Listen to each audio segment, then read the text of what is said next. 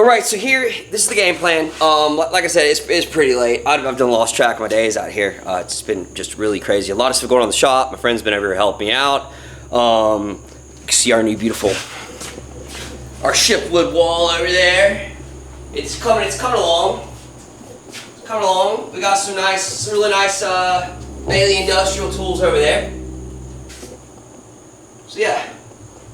So, what is up? What are we gonna do? The shop's a total wreck. It's gonna get cleaned up here eventually, but it's time to smash. It's about 11 o'clock at night, and we're hopped up on some sweet tea. You know how we do it around here. Anyways, so what we're gonna do? We are gonna whack them, and we're gonna stack them, and we're gonna smash them. I've got a brand new forging press, a 25-ton Coal Ironworks forge press here. First time ever having a forging press.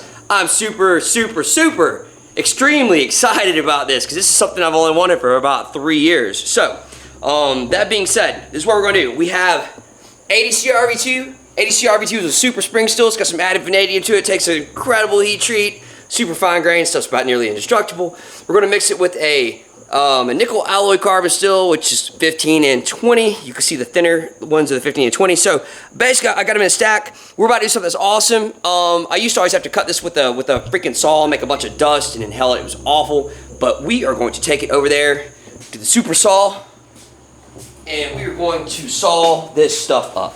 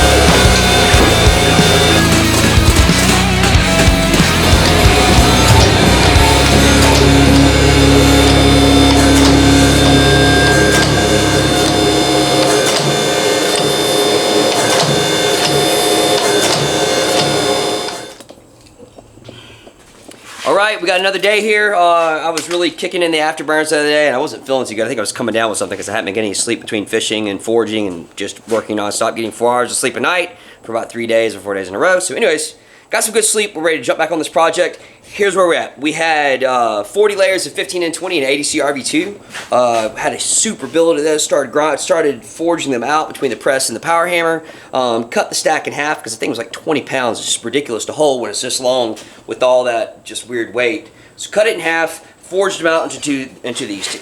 So pretty similar width, but this one's a little bit thicker, but I don't care. It's gonna give a little bit of extra variability whenever I do the random pattern.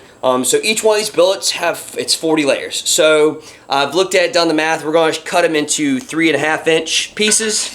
And after we do the 3.5 inch pieces, then we're going to surface grind them, stack them up, and we're going to set them down. We're going to forge it out into the billet, which we're going to forge this big sword from. So anyways, all right, let's get it over to our Bailey Super Saw, one of my favorite tools in the shop, and let's get cutting these billets up.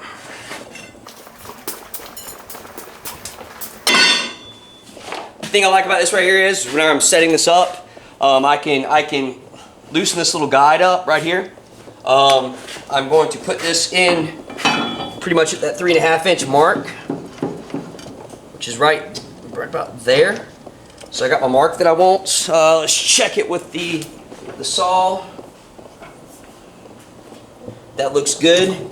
So what I'm going to do now is so that whenever we make these repeat cuts, I'm gonna put my this little kiss plate right here, tighten that up, and now every time I cut and go to restack, it'll be a lot quicker. I don't have to measure anything. I just measure that first initial one, and now every one of them that I throw in here, I can do that.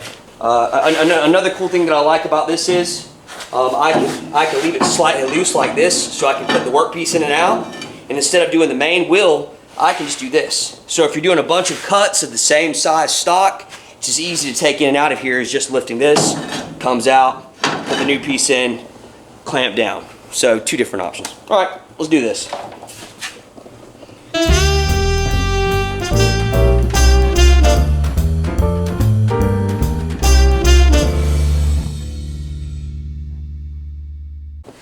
Alright, so that was awesome, incredibly easy. We just sat here and we watched this machine do all the work. So it cut right through this, and I didn't even anneal this steel. Again, it hasn't been hardened, but whenever you're forging it and just it getting hot and cooling off, it's getting a little bit harder, and there's different, you're almost case hardening it too. So, but dude, the saw didn't skip a beat, cut it all up. Looks nice. We have, I believe 13 beautiful cuts, 13 pieces of 40 layer ADC RV2 and 15 and 20. So now it's time to go to the surface grinder. We're going to clean off these surfaces before we restack them up and weld them and get ready to go back to the forge. Let's do this. Alright, this is what I love about this machine right here. We threw our red label abrasives, ceramic grip belt here, but watch this, check this. Just like that. Alright, so we're going to throw our magnetic plate on here, and this is how we're going to do it. We're going to stack these on here, and we're just going to be going back and forth. So anyways, let's do this. Cue the montage. I've been in your arms.